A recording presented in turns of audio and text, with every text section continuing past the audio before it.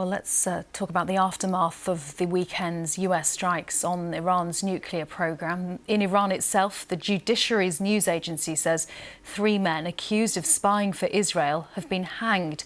Reports also say Iran has arrested 700 people accused of having ties with Israel during the 12-day conflict. With me is Param Gabadi from BBC Persian. Param, this is not something we're unused to with the Iranian regime putting people to death. What do we know about this instance? So it shows that how Iran is in a state of panic. Iranian authorities, how can you arrest 700 spies in a matter of days?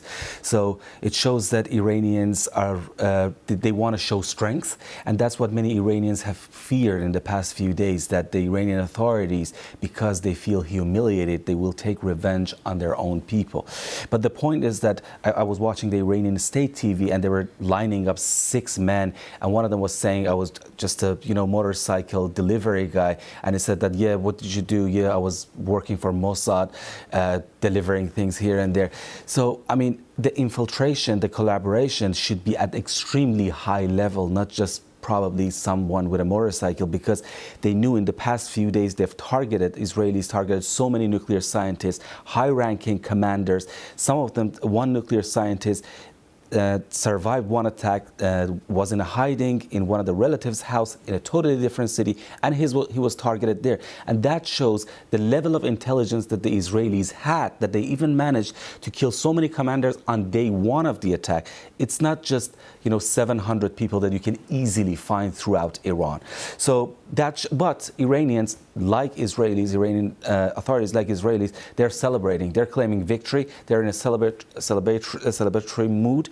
And but that's when you talk to people on the ground, the mood is far from that. Especially nowadays, people have realized that Donald Trump is unpredictable. So they are saying that this war unexpectedly started. It came to an end quite unexpectedly, but we are not sure if it's going to start again tomorrow morning. So they're still feeling very insecure. This ceasefire for them isn't a time that they feel they can relax. How much do they feel their leadership has been weakened by what has happened, and what do they think the consequences of that might be?